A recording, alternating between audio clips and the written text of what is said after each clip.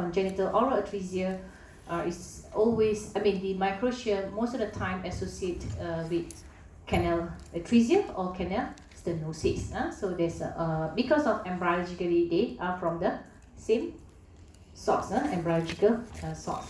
So dysmorphic features of the auricle and medial ear is one of the features. Very occasional, they have inner ear abnormalities. So that's why when you get a CT scan of the patients with microtia and atresia, the cochlea is normal. This is expected because cochlea developed from the aortic capsule. Very good. Favorite question.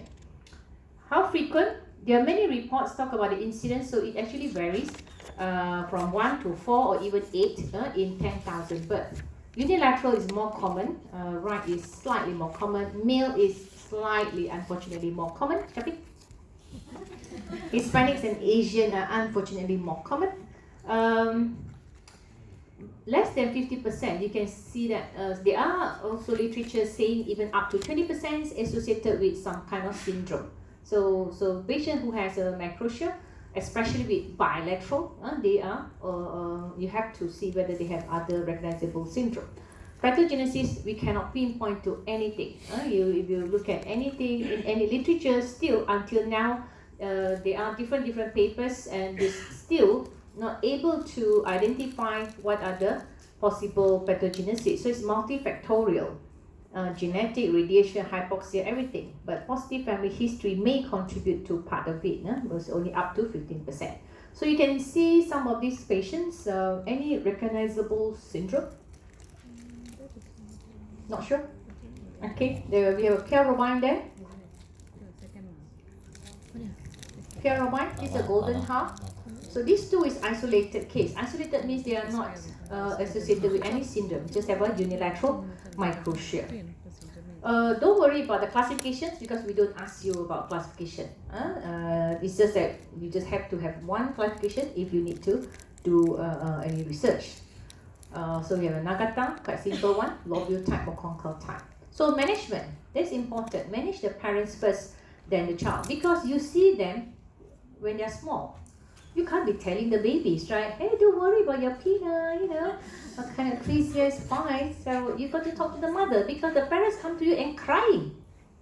My child had deformed ear. The child cannot hear. The child is abnormal. So this is what comes to the parents' mind. So you have to manage the parents first, then the child. And manage the function first, then only the cosmetic aspect. So I must declare that these two sentences is from my Sifu sentence because I think I love this sentence very well and I told him I'm using it. So he's always saying, yes, fine, BC, you can just use it because it is something that we want you to know. Manage the function. They are only concerned about the pinna. They wanted to do something to the pinna. So you have to tell them what is the important part of the functions of the ear. Bilateral versus unilateral, there's some difference in terms of urgency, okay? And counseling provide realistic plan. You get to tell them what you can do and what you can't do. You cannot be just see them and say, don't worry, nothing, they go back. I tell you, they go and see all of doctors everywhere in the world because of they are not sure what is going to happen to their child. So psychological aspect, self-esteem to the parents and the children. So this is important because they definitely have issues. So you have to really explore them, explore this effect, these factors. There are a lot of times my registrar will know, macam orang kata jadi apa? Counselor, when I was talking to all these parents with hearing loss, not only microtia, atresia, CI patient, so I have to sometimes talk like counselor, sometimes macam ustazah, betul Intan?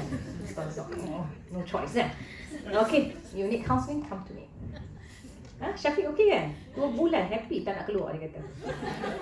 Okay, evaluation. What do you do? So important things, as I said, function. So audiological assessment. What is need to be done? What do you need to do? Audiological assessment, degree of hearing loss and the type of hearing loss. Don't always expect or make your diagnosis. The patients with unilateral microtia only have a unilateral hearing loss. That is wrong. Okay? So I have seen patients who has a quite normal looking ear on one ear. The microtia ear, actually hearing is better than the other ear. I think some of you have seen. A profound hearing loss on the other side. So you cannot assume the patients with unilateral microtia only have unilateral hearing loss. So hearing assessment, you want to know the threshold, the degree on each ear. Okay, and you want to know the type of hearing loss. Of course, microtia canal atresia usually associated with conductive hearing loss. Almost 85% conductive hearing loss. So you do not forget there's nothing 100% in this world, as I told you before. Nothing is 100%. So there is a percentage of mixed hearing loss or sensorineural component. So that is almost up to 15%, especially when they are syndromes. They may have all this mixture of type of hearing loss. Renal ultrasound, some people don't do it, but I tend to do it just to ensure that, you know, sometimes they may have this OBR syndrome and have some abnormality, maybe not bad, because the bad one will be detected by pediatricians. So it's just a screening. HRCT, don't do CT scan and the child see you too early. No, it is accepted. It is accepted to do at around 4 to 5 years old, because that is a time where the pneumatization is, at least you can see the muscle pneumatizations. If there is any canal cholesteatoma, you will be able to see the evidence by that age. Okay, and of course you want to know the structures of the middle ear. It is abnormal, but how abnormal is abnormal? Is this middle ear suitable for future canalplasty, for tympanoplasty, and to improve the hearing? So this is what you want to know, why you need to do it. So explain all this to the patients, the parents. And of course, another thing is the anatomy of the facial nerve. You have a very abnormal temporal bone. The facial nerve course can be abnormal. So if you're doing a canalplasty, you must know that you are not supposed to injure the facial nerve. So this is one of the reasons why you want to do a CT scan. Okay, in unilateral case, if the hearing is contralateral is normal, a lot of time, I think you guys still holding on this principle. Are you? One side normal, the other side, tak apalah. It's okay, the child can speak. Of course, the child can speak. Normal speech and intellectual growth, but this is in the past. The current opinion is binaural hearing. This is the current opinion. If the literature has showed the patients or the child who had unilateral hearing loss do have slight delay in speech development, but later on they catch up. Okay, so this is what they talk about. You should have a binaural hearing in the very beginning. So in bilateral cases, audiologists should manage them as early as possible to determine the threshold and to start the bone conduction hearing aids or some kind of hearing device. Options of hearing rehabilitations. So part 2, please, when I ask questions in the tutorial, you must remember. Okay, bone conduction hearing aids is an option. So there are many options. So I'm trying to tell you there are many options. What is suitable to the patients is have to go by individual. So hearing implant or bone conduction implant, we call it. There are Baha implant. Baha implant have 2 types, Baha Connect or Baha Attract. Ponto is something like Baha implant. It's just another company. Bone bridge, vibrant sound bridge, or non-surgical device by sound up or adhere. And tympanoplasty or canalplasty. So all these are possible options of hearing device. This is probably not the complete one because there are new things coming in, but it's just generally telling you, for us, that we classify them into direct skin drive or direct drive. Because the Baha is a percutaneous Baha. It is a direct drive because it's direct through the scalp. But bone bridge is an active transcutaneous. Even though it's transcutaneous, it's called active because the transducer, the vibrator is inside or underneath the skin. The soundbite in the mouth is something happening in the world. In US, they have a lot. They're talking about this. Skin drive is the Baha Attract, if you are familiar with that, because it is through the skin. Okay, magnet through the skin. And then you have the conventional type of the headband or eyeglasses. So, can we do conservative management in microtia canal atresia? No active management, that means nothing to be done. Unilateral case, as I mentioned earlier, literature have showed there's some difficulties in the very beginning. It's still a controversial, maybe it's in the past. Nowadays, we should not say it's controversial anymore. It's a binaural hearing. I remember a few years ago when I just still put there a query and my sifu come to, do you think still a controversy? I said, okay. So I must put that query and explain. No more controversial, okay? It is accepted that you should have a binaural hearing. So the studies on binaural hearing, there are more benefits of better hearing in noise. Okay, better hearing in noise, improved distance hearing, sound localization, head shadowing effect. So this is why you need a binaural hearing.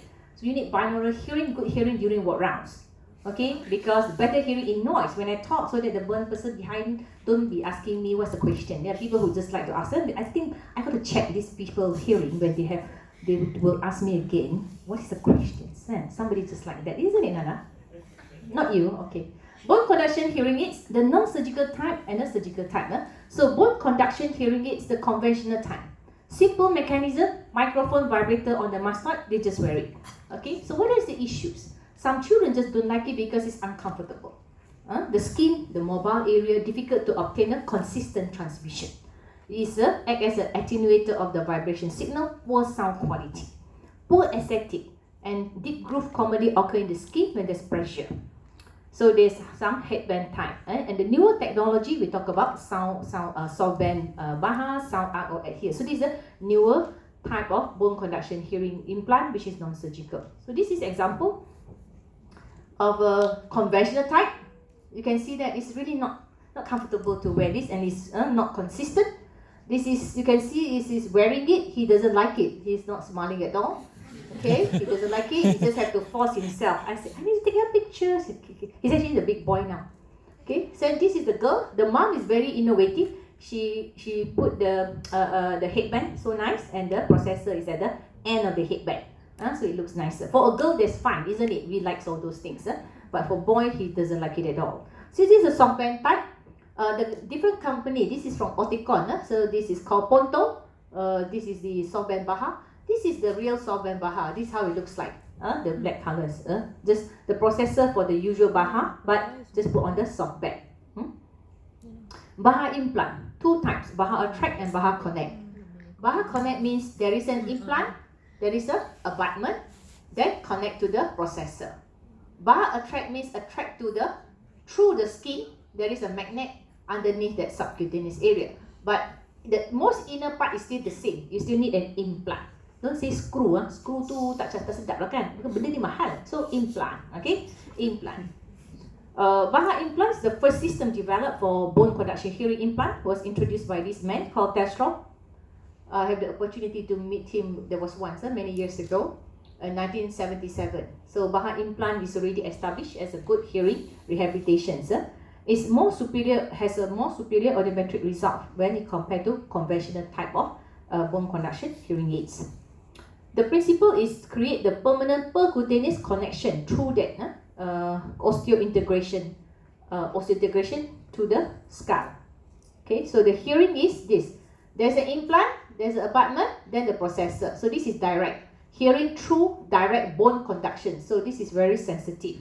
And good hearing gain. You can see that it's direct bone stimulations to the cochlea. FDA approved for above 4 years old because of the skull thickness. The implant is either 3 mm or 4 mm. So the skull thickness more than 4 years old, usually at least you can use a 3 mm thickness, the 3 mm size implant.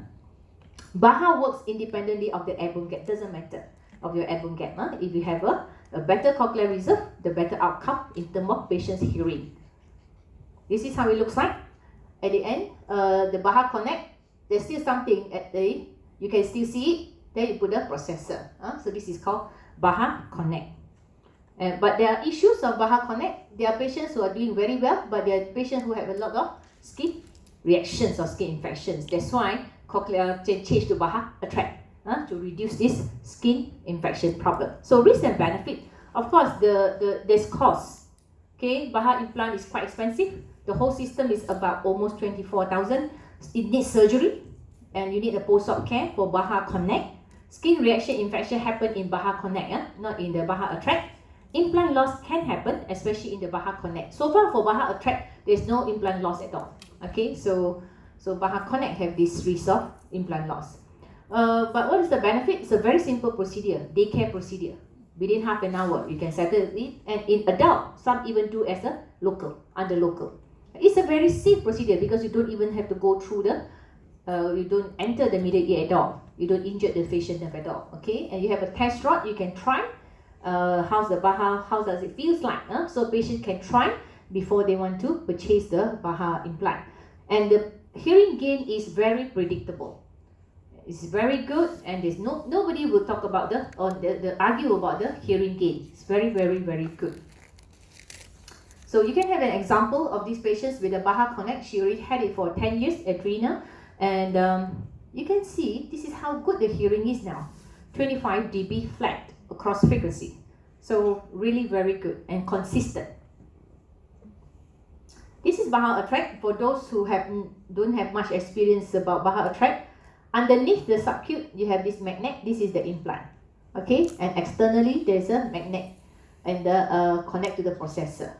So no maintenance for the skin, no soft tissue infection, cosmetically more pleasing. Once you take out the processor, you see nothing. And again, it's a very straightforward procedure. Okay, just a quick one to show you. You can do it like this.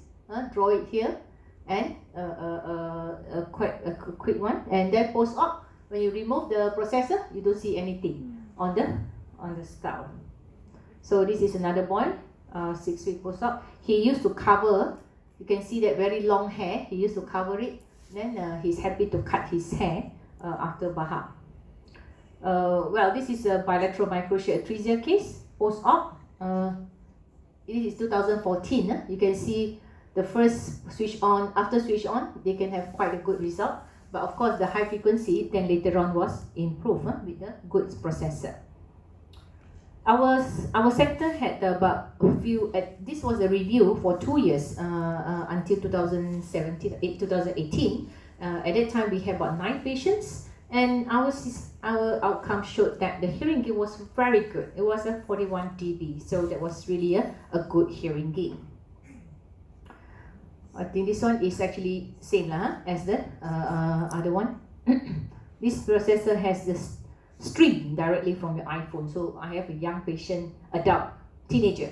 He was so happy because he's enjoying himself very well and nobody can hear him. Alright, bone bridge. I think we have other centers students. You may have seen bone bridge. You may not seen Baha Attract. But my students probably have not seen bone bridge. Well, we don't talk about why. There are a lot of history about behind it. But I have to tell you again about bone bridge as well. You have an external component, an audio processor. It's a bone conduction implant. So you can see it's inside is like this. Okay, you have a transducer here, and the transmitted through this subcutaneous is transcutaneous as well. But then this is the current bone bridge is quite thick. Of course, they have done it in children, but they have modifications to do it. The first one, the initial bone bridge, is not suitable for young children because of the thickness of this area of this transducer. It's very thick. It's 8.7 millimeters, very thick, and they have to drill into the mastoid. I'm not showing video. What is happening? I got so many blah everywhere. So now which one? Desktop. I have to put in desktop because semalam edit. My son was asking me, Mommy, what are you doing? I'm doing the talk for when? Tomorrow. Again, yes. Is this the one? Yes. Something is not right. I hope my laptop is not the time yet to come. I should get the watch rather than the laptop, isn't it, Intan? Agree, isn't it? Ni gara-gara balik dari Switzerland ni.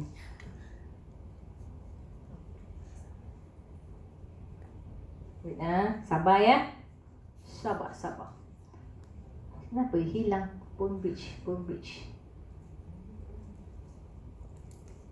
Secara tergendala sebentar.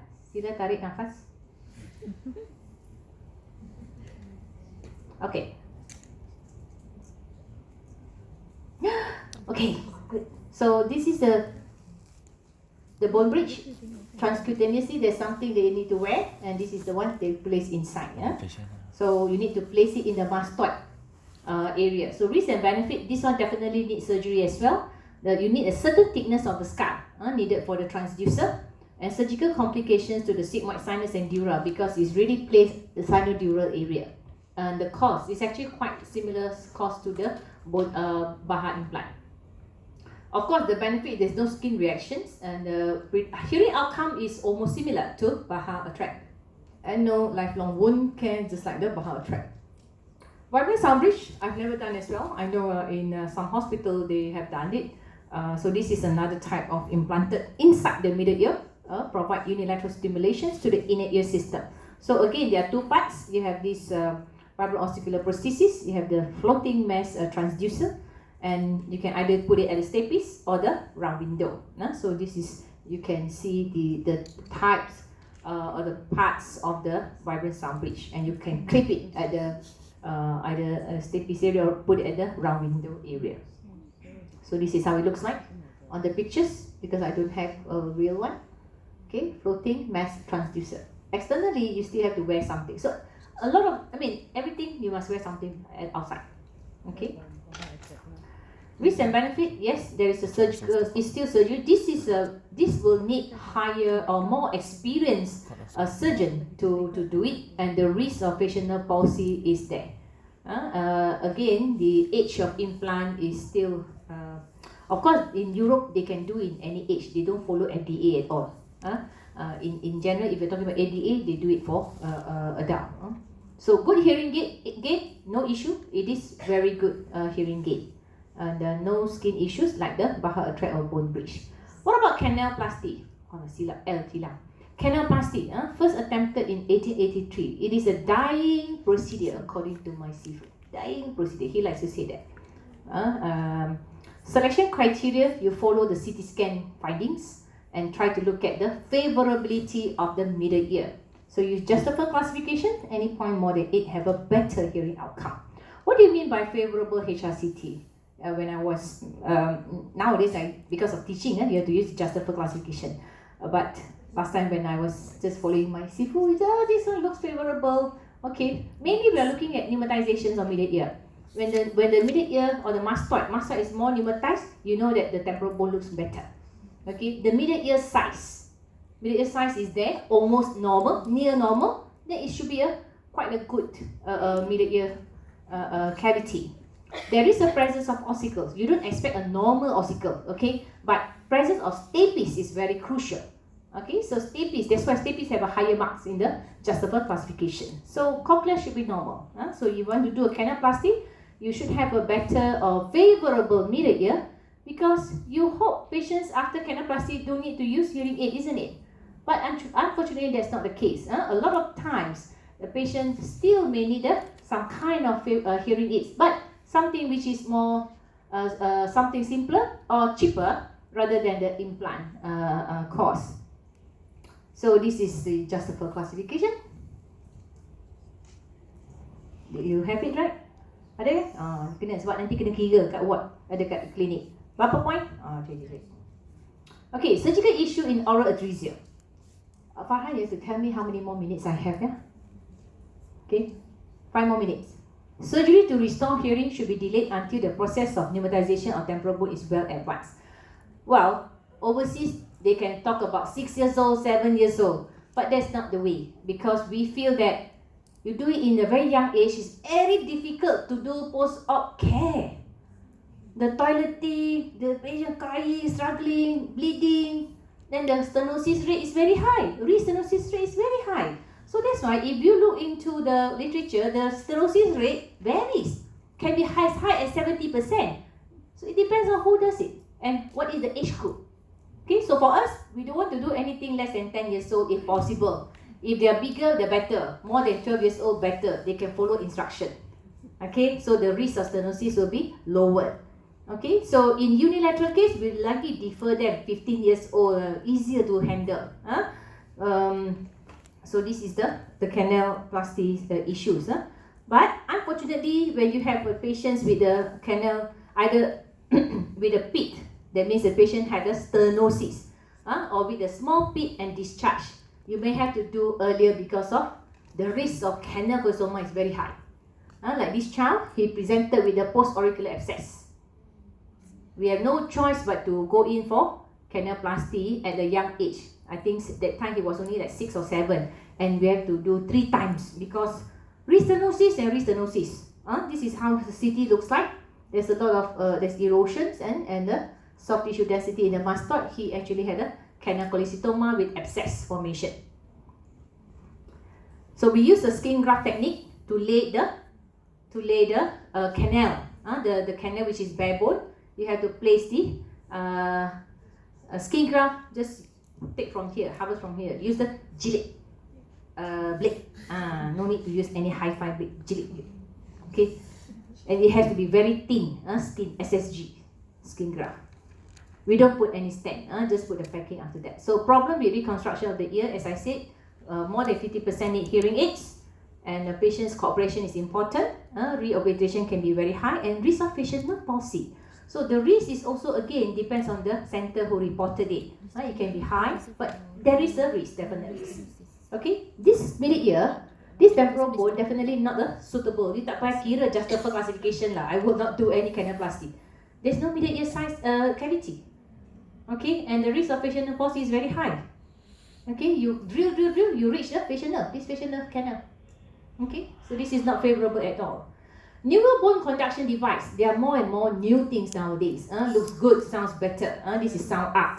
Sound arc, just wear, macam the new bone, your apa?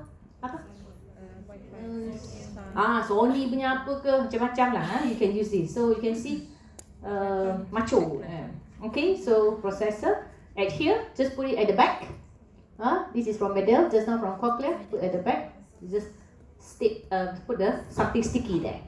So that is about canal atresia. I hope you understand. Understand?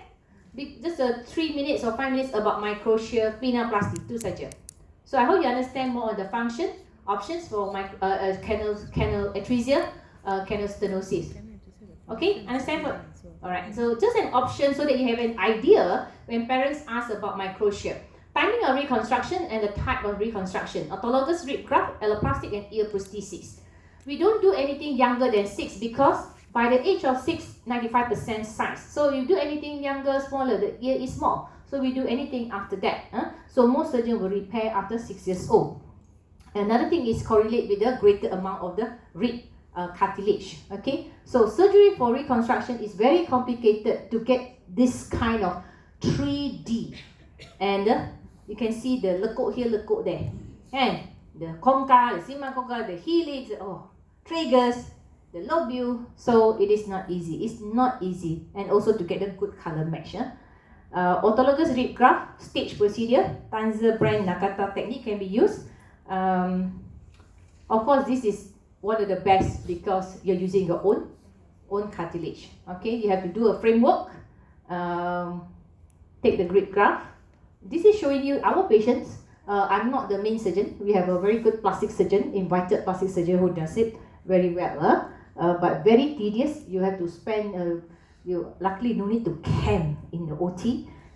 But you have to like solat sampai maghrib isyak kat OT lah. Okay, so you know how bad is that. You tahu teknik isyak pukul berapa?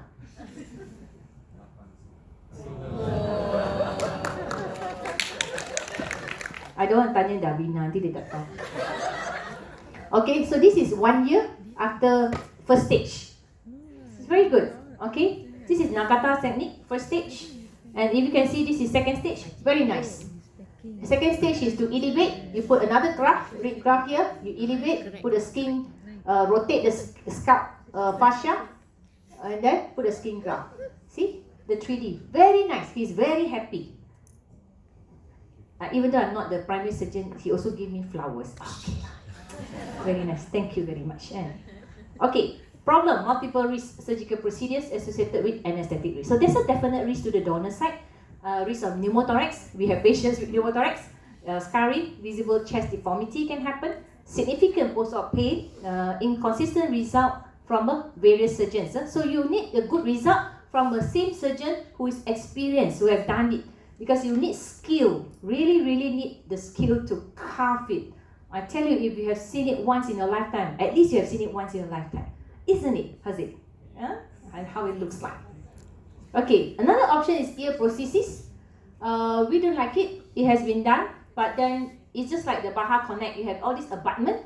You got to clean the abutment, and you get this granulation tissue. So we don't like it. It was once quite popular in overseas, but nowadays I think a lot of people don't like it, and the color hygiene, a lot of issues, color matching is not there for this prosthesis. Alloplastic reconstruction using MedPaw.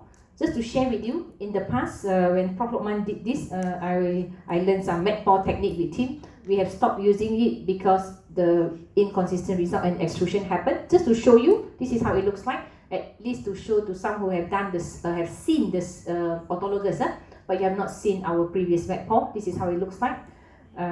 We raise the TP flap, temporal parietal fascia flap, a big one, and this is MedPaw. So this is purchased 2 pieces, and we have to hold it and suture it. So it's like the rib graft where you suture it, but this is using the MedPaw. Okay, so which one? The suturing hand is my Sifu's hand, and this is my hands. Okay. Position of the implant, then we have to put it back. Can you see that? We create the pockets, we put the fascia, and we have to stitch. And this is closure, cover, Y shape, and the skin graft. This is a full thickness skin graft, and how it looks like, the skin graft from the abdomen. And the only thing is exposure of MedPaw can happen. You have to trim. You have to cover back. And sometimes very bad infection. You can see it pass. Cosmetic outcome, at that time we have a 30 patient. This looks quite nice. So we have about 1/3, 13 is 43%, quite a good outcome. But we do have somebody who is not such a good outcome. And this is really not a good one, a poor outcome. So we stop doing it. Okay, in conclusion, microtia and canal require long-term management. On time, conclusion. Evaluations of function, cosmetic and psychological components are crucial when you manage this group of patients and parents. Counseling on the realistic plan, both to the parents and the older patients when they come by the team. That means you must also have a discussion with the team, audiologists, and don't forget, I also refer to speech therapists for the patients with especially with the bilateral atresia cases. Options of hearing rehabilitations should be informed. You must tell them. I always write in a piece of paper what are the options: surgical, non-surgical, and when is the suitable age for the surgical part. So you don't tell them this is the only one because we only have this. No, I have parents who come and say, why we are not informed? Ayo, Masya Allah, kata macam nak bagi tahu dia. Okay, so you have to tell them the possible hearing gain. Which one have a good hearing gain? The cost, you also have to tell them. This is more expensive. Okay, the other one is cheaper. So you have to know before you want to tell them. Okay, so risk and benefit of each option.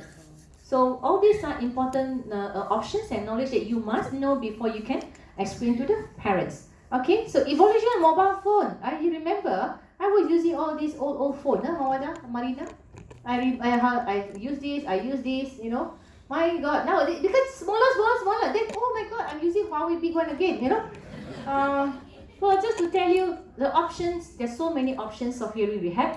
Things can happen, keep on changing. So you also have to, I also still learning what are the best options for patients for the best hearing outcome. So somebody who is not happy when they can't hear well, so make them happy. Thank you very much.